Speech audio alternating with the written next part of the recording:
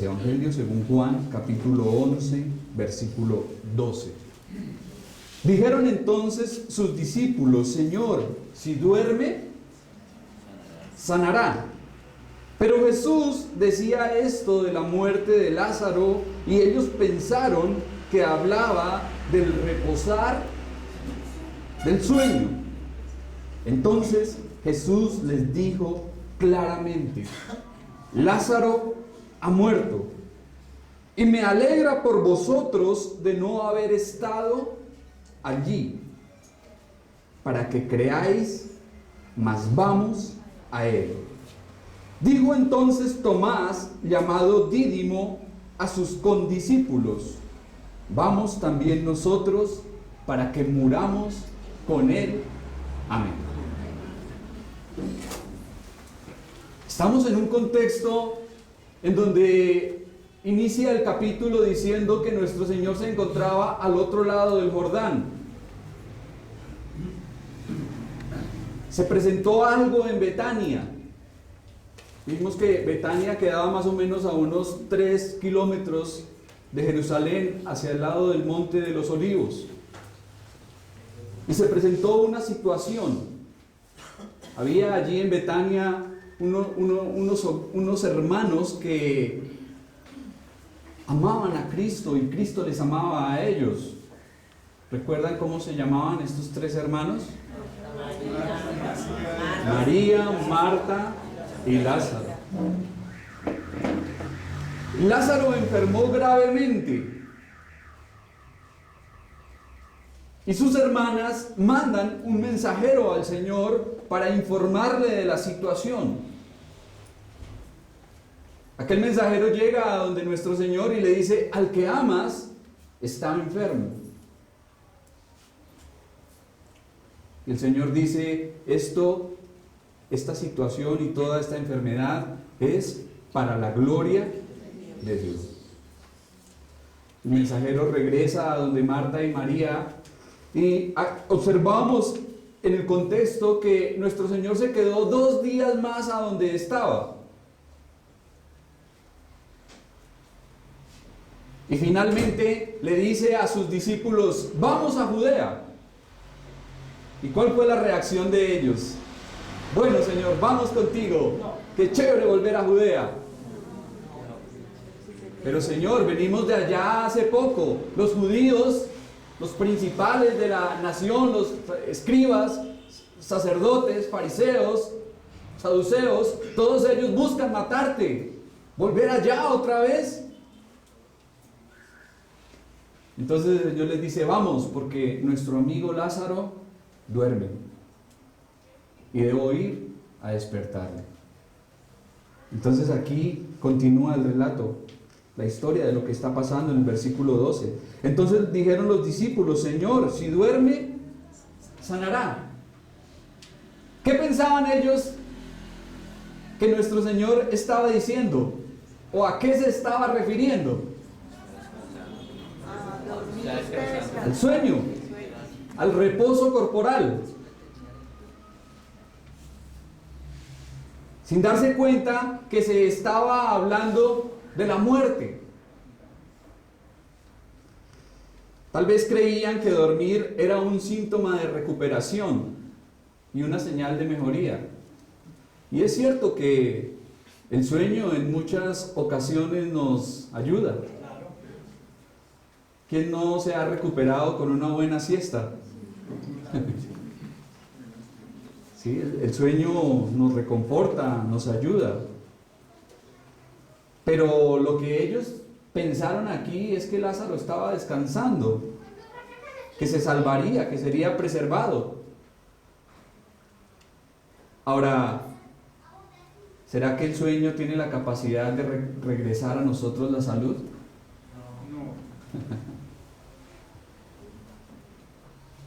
¿Nos quedamos dormidos, entonces de esa forma nos curamos? No.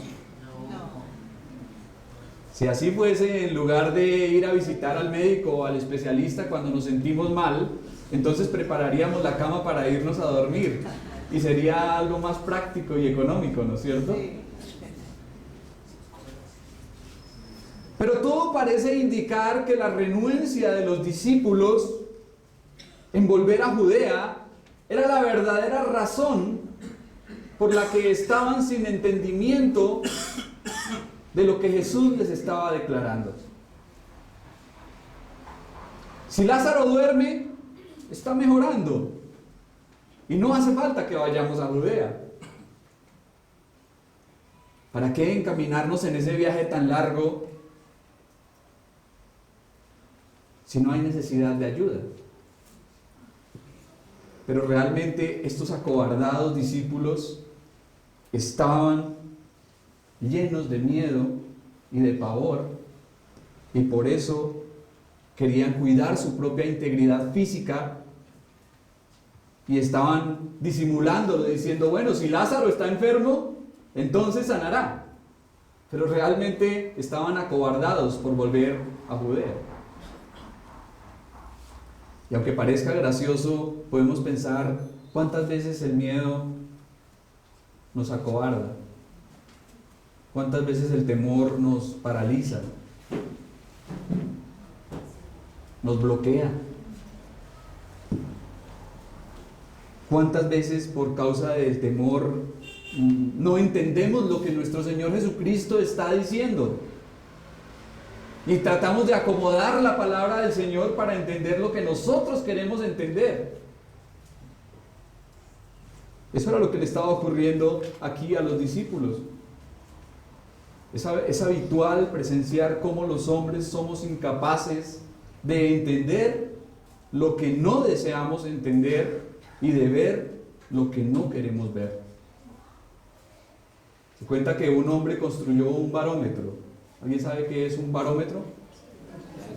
La presión. Bar es peso, metro medida, para medir la presión. Y este hombre construyó un barómetro gigante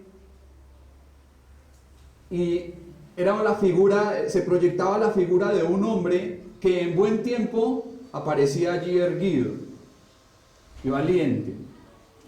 Pero cuando se avecinaba la tormenta, se metía cuidadosamente en la casa en busca de seguridad y abrigo. ¿Cuántas veces somos de esa actitud frente a las circunstancias que se nos presentan en la vida? Cuando todo va bien, nos presentamos fuertes, grandes, sin problemas. Pero cuando viene la tormenta, cuando vienen las dificultades, nos acobardamos y estamos aquí como los discípulos. Señor, si Lázaro duerme, no es necesario que vayamos a Judea. ¿Para qué ir por allá? Pero Jesús decía esto de la muerte de Lázaro y ellos pensaron que hablaba de reposar del sueño. Aquí se dice con claridad que nuestro Señor, cuando habló del sueño, se estaba refiriendo a la muerte. Nuestro evangelista Juan introduce una explicación parentética de aquellas que suele utilizar y que hemos visto a lo largo del Evangelio. Por otra parte, parece extraño que los discípulos pudiesen pensar o suponer que Jesús se refería al sueño literal y no a la muerte. Ya en cierta ocasión ellos habían sido testigos de lo que había pasado con la hija de Jairo. ¿Recuerdan?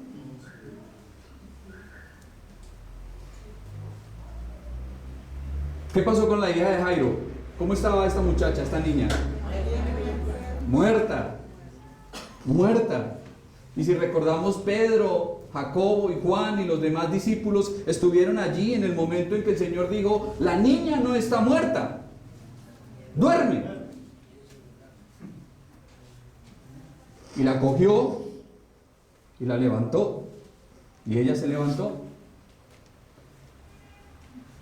Sin embargo, todavía no podían o no querían entender ni comprender que Cristo estaba hablando de la muerte. Porque tal vez el regreso a Judea les atemorizaba tanto que preferían pensar en la recuperación de Lázaro y de esa manera acomodar las palabras del Señor a sus temores.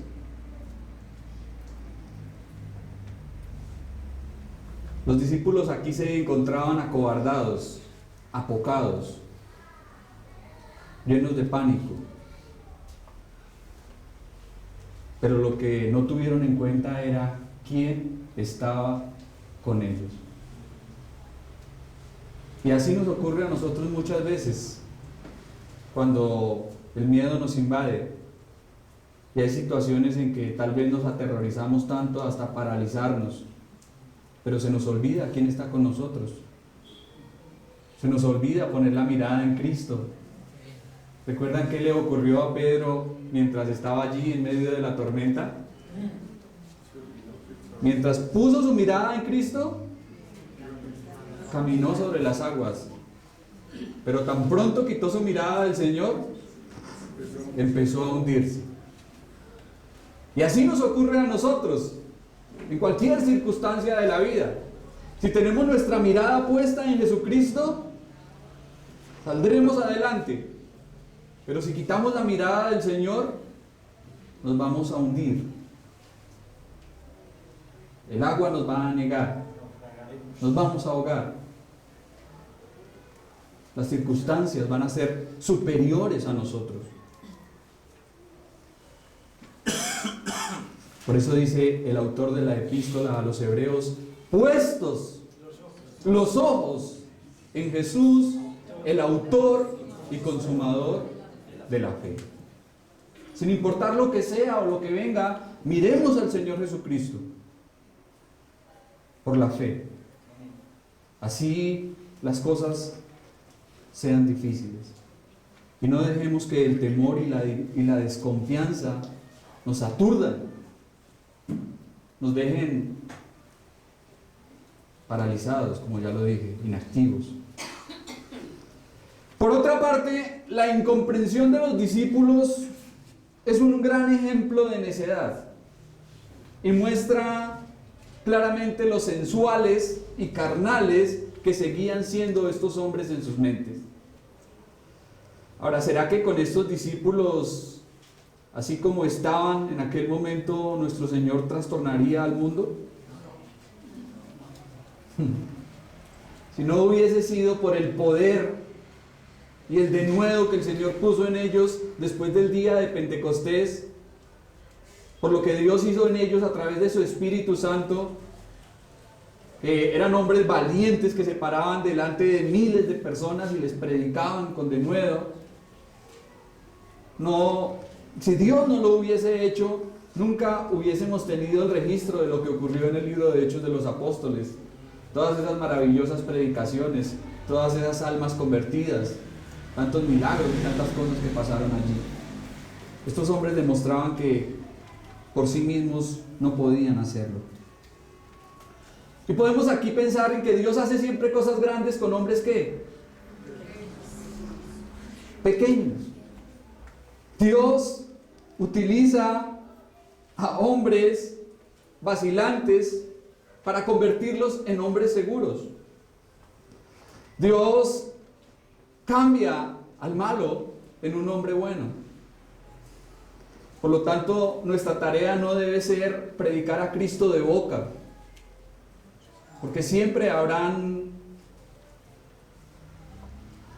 argumentos en contra. Nuestra tarea debe ser demostrar con nuestras vidas lo que nuestro Señor Jesucristo ha hecho en nosotros y con nosotros. Le preguntó un misionero a un chino que visitaba la misión por primera vez: ¿has oído alguna vez el mensaje del Evangelio? No, fue la respuesta, pero he visto el Evangelio.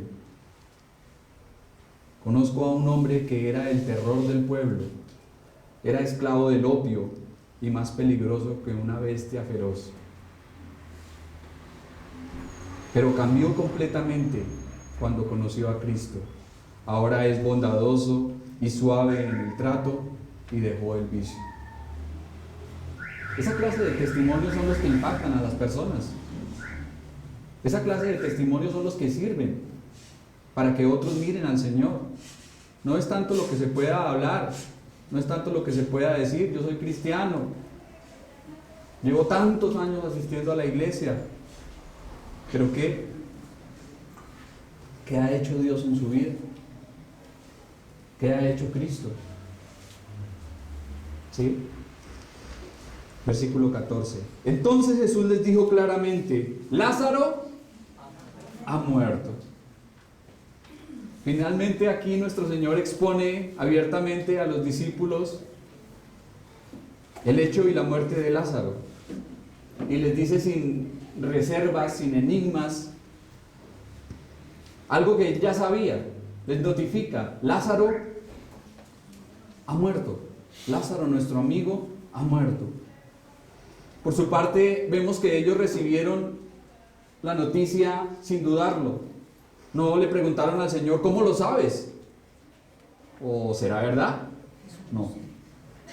Lo recibieron porque sabían que nuestro Señor Jesucristo tenía el conocimiento de todas las cosas.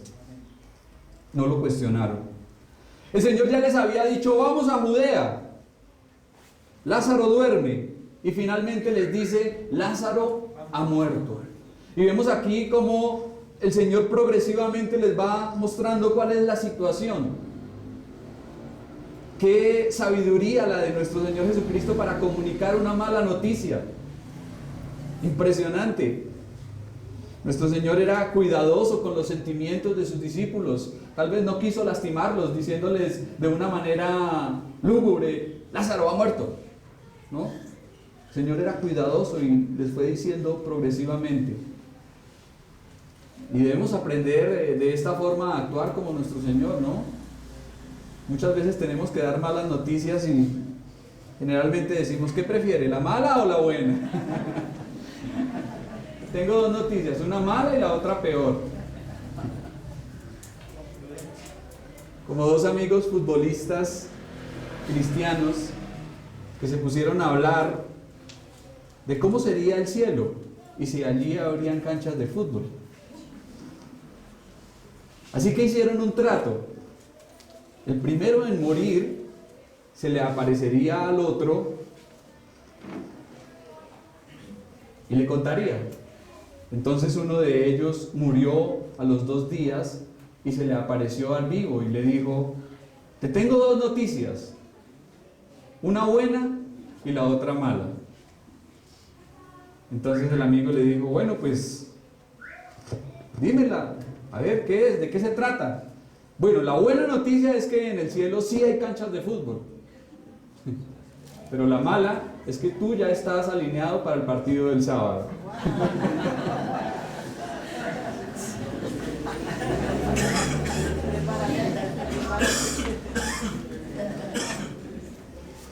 Que sea vuestra palabra siempre sazonada con gracia, para que sepáis cómo debéis responder a cada uno, dice el apóstol Pablo.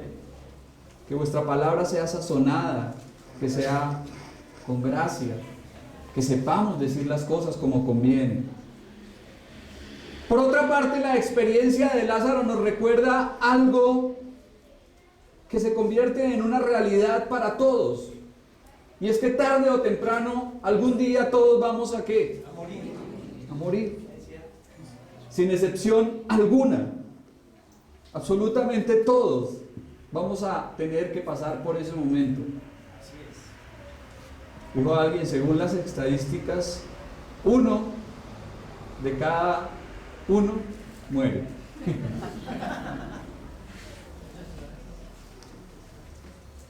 Pero como ya lo hemos dicho en estudios anteriores, el asunto no está en morir, porque todos efectivamente algún día vamos a morir. El asunto radica en: ¿morimos en Cristo o morimos sin Cristo? Eso es lo que marcará la diferencia. Los que mueren sin el Señor no tienen esperanza.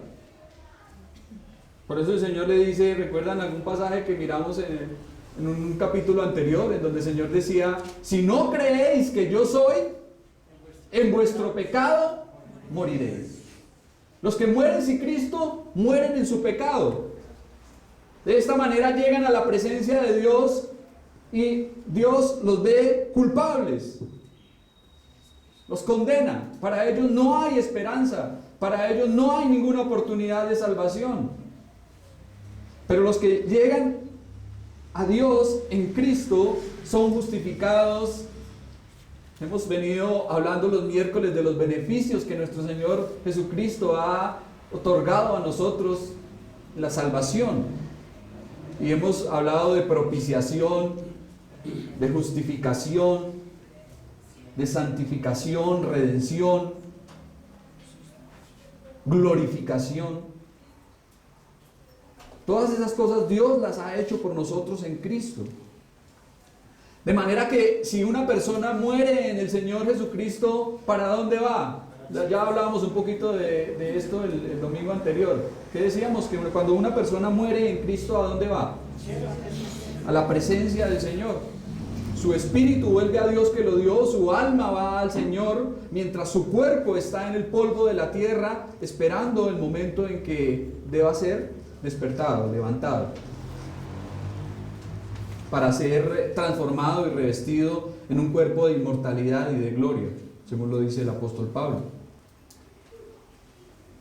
Y es precisamente en este punto en donde la cristiandad es inigualable a cualquier religión, porque ninguna religión resuelve el asunto de la muerte. Ninguna, no hay ninguna. Y mientras algunas religiones hablan de qué cosas, por lo menos, ¿de qué hablan las religiones después de la muerte? Reencarnación, karma y cosas semejantes. Purgatorio, limbo. Hablan de una serie de cosas que realmente les dejan sin esperanza, les dejan desalentados, en incertidumbre, sumidos, completamente sin ninguna esperanza de nada. Nosotros sabemos que el que muere en Cristo tiene una esperanza bienaventurada, una esperanza gloriosa, y será la esperanza de estar frente a frente con su Señor y Salvador, de verle cara a cara, de tener la visión beatífica, como lo llaman los teólogos. Ese encuentro con Jesucristo que no se puede describir con palabras, porque será lo mejor que le puede pasar a cualquier alma, estar con el Señor. ¿Usted se ha imaginado cómo será ese momento? ¿Ha pensado? ¿Cómo será cuando tenga que ir a la presencia del Señor y verse cara a cara con Él?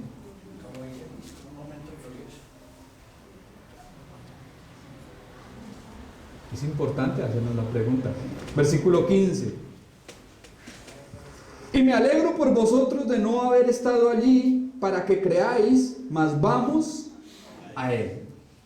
Naturalmente nuestro Señor quiere decir que se alegra de no haber estado en Betania mientras Lázaro estaba enfermo,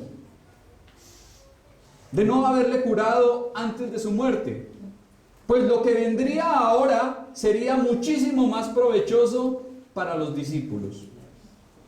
Su fe se confirmaría grandemente y en última instancia se fortalecería. En un sentido, un gran mal engendraría un gran bien. Algo tan doloroso y angustioso como la muerte finalmente traería gloria a nuestro Señor Jesucristo y crecimiento espiritual para sus discípulos. Ahora, por otra parte, notemos que nuestro Señor no dice, me alegro que Lázaro haya muerto, sino, ¿qué dice? Y me alegro por vosotros. ¿De qué? De no haber estado allí. Como ya lo hemos visto y lo hemos dicho, nuestro Señor Jesucristo suspendió todos los entierros a los que asistió. Cuando Él llegaba a un entierro, ¿qué ocurría?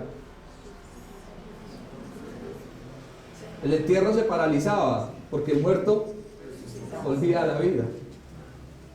Y si nuestro Señor hubiese estado en Betania antes de la muerte de Lázaro, seguramente otra hubiese sido la historia.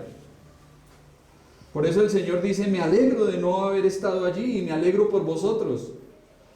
El hecho de que no leamos que la muerte haya permanecido en presencia del autor de la vida es algo hermoso y coherente. Tampoco dijo, me alegro por Marta y María y Lázaro de no haber estado allí, porque ellos estaban sufriendo. Lázaro tuvo que sufrir la agonía de la muerte y Marta y María la pérdida de su hermano. Pero ¿qué dice el Señor? Me alegro por ¿quiénes? Por vosotros. Se regocija en contemplar el bien de muchos que se deriva del sufrimiento de unos pocos. El mal en el mundo es para bien de muchos. Pero cuidado, no estoy diciendo que nuestro Señor Jesucristo sea el autor del mal. Simplemente que Él lo permite y lo encamina para bien.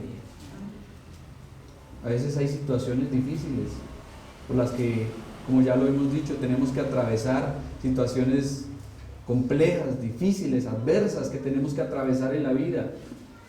Pero si creemos en Jesucristo, si tenemos la mirada puesta en Él, seguramente va a resultar en gloria y en alabanza toda la situación. Cuando Dios permita que suframos, debemos creer que existen sabios motivos para que Él no obre en nuestra ayuda ni alivie nuestros sufrimientos. Ahora, dice que tenía como finalidad que el Señor no estuviese en la casa de Marta y María, en Betania. Tenía como finalidad que los discípulos, ¿qué? Creyesen. Ahora, ¿podemos entender que tal vez no habían creído hasta ese momento? No, ellos ya habían creído. Pero su fe sería fortalecida, se confirmaría al presenciar tremendo milagro como iba a ser la resurrección de Lázaro. La vida cristiana es eso, mis hermanos: creer y seguir creyendo. No es solamente creer una vez y dejar así. Siempre hay que ir creciendo, creciendo, creciendo, cada vez creyendo más. De eso se trata el desarrollo y el crecimiento cristiano. Y en conclusión termina el pasaje diciendo: mas vamos a Él. Es como si nuestro Señor dijera: abandonemos cualquier temor y vayamos a donde nuestro amigo. Pero notemos la forma como nuestro Señor habla de alguien que ya estaba muerto y sepultado. Vayamos a Él. Para Dios, ¿cómo estaba Lázaro? ¿Muerto? Él es Dios de vivos y no de muertos. A pesar de que estuviese muerto, vemos las frases que el Señor utiliza también con respecto a su viaje a Betania. Primero dice: vamos a Judea. ¿Recuerdan que lo primero que observamos en el versículo 7 fue que el Señor les dijo: vamos a Judea? Y los discípulos: bueno, Señor, que te vaya bien. ¿Sí? Entonces después en el versículo 11 el Señor habla en singular y dice: voy a Judea. Voy a Judea. ¿Por qué? Así les guste o no les guste, yo voy a ir. Y si le tocaba ir solo, el Señor lo hacía. Pero sin embargo vemos que el propósito de toda esta situación era la fortaleza y la fe y el crecimiento de los discípulos. Entonces nuevamente el Señor vuelve a decirles aquí: vamos, en plural, vamos, vamos a Él. Ahora pensemos con respecto a Lázaro, este amor tan grande de nuestro Señor Jesucristo, que ni aún la muerte pudo separarlo de Él. Generalmente las amistades en este mundo y en esta vida nos acompañan hasta el sepulcro. Nuestros amigos, nuestros familiares y las personas que nos aman van con nosotros hasta el sepulcro. Hasta ahí nos acompañan, pero de ahí para allá no pueden hacerlo. Mientras que Jesús es un amigo eterno, fiel y verdadero, que nos acompaña más allá de la muerte. Nada detiene su amor, nada detiene su cuidado para con nosotros, nada nos puede separar de Él. Por eso el apóstol Pablo dice: ni la vida ni la muerte, nada nos puede separar del amor de Dios que es en Cristo Jesús. Versículo 16. Dijo entonces Tomás, llamado Dídimo, a sus condiscípulos: vamos también nosotros para que muramos con él.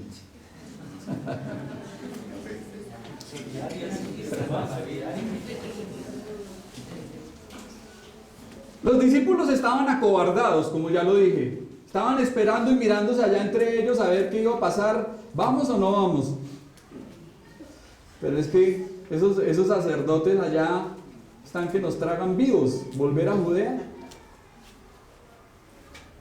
¿Usted qué piensa, Pedro? No, la situación está fea. Juan, no. Por mi parte como que no quiero tampoco, ni tengo muchas ganas.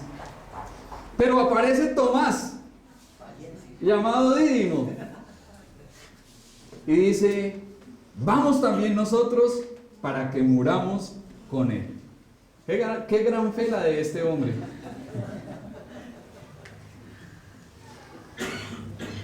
Tomás era de esa clase de personas que tenía un problema para cada solución. Era como el pesimista que llega a una casa y golpea. Buenas, hágame un favor, aquí queda el club de los pesimistas. Sí, señor, pero realmente no sirve para nada. Ya lo sabía. Me lo imaginé y ya lo sabía que eso no iba a servir para nada. Pesimista llegando donde los pesimistas. Todos los judíos en aquella época tenían dos nombres, uno hebreo y otro judío. El nombre hebreo era Tomás y el nombre griego, era Dídimo. Y las dos cosas significan lo mismo: mellizo o gemelo. Este discípulo también es mencionado en otros contextos de este evangelio y en todas las ocasiones lo vemos con el mismo estado de ánimo, siempre dispuesto a ver el lado negativo de todo. ¿Se ha encontrado usted con personas así como Tomás? Ay, pero eso para qué. Vamos a hacer algo. Ay, no, qué pereza. Ay, pero eso tan feo. No, pero semejante viaje. Y a todos le tienen un problema. Un problema para cada solución, como ya lo dije. Parece que Tomás era así. Siempre se ponía en el peor de los casos y despertaba dudas, temores en los demás. Siempre con la tendencia a una actitud sombría.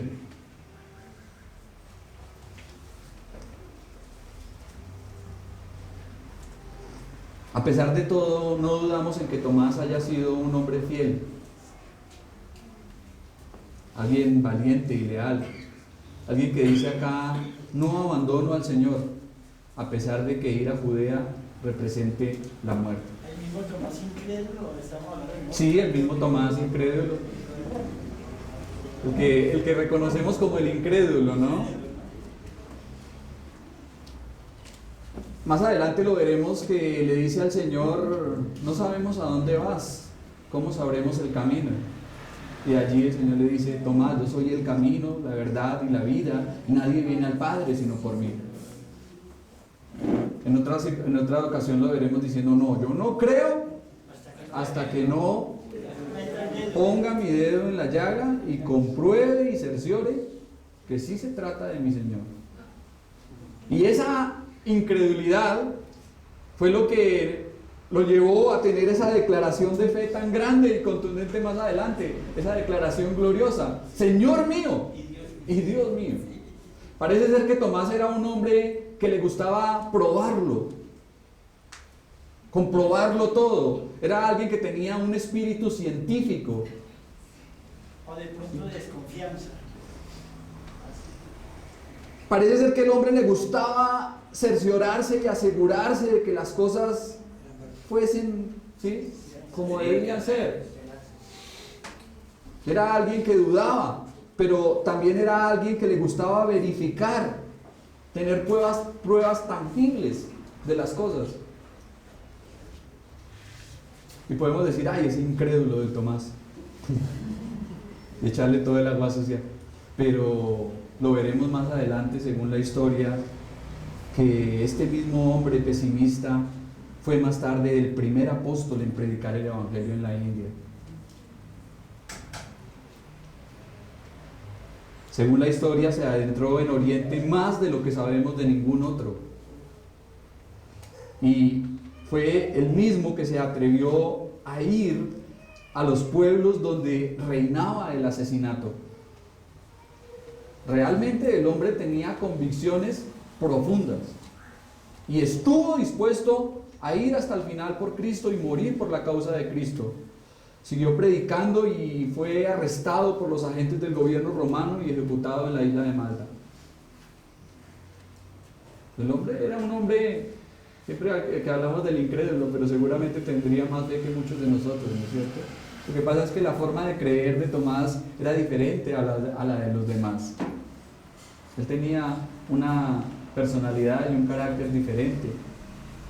Y de ahí también podemos extraer algo interesante, y es que a pesar de nuestras diferencias, a pesar de que todos no seamos iguales, sin embargo el Señor puede utilizarnos de diferentes maneras, ¿no es cierto?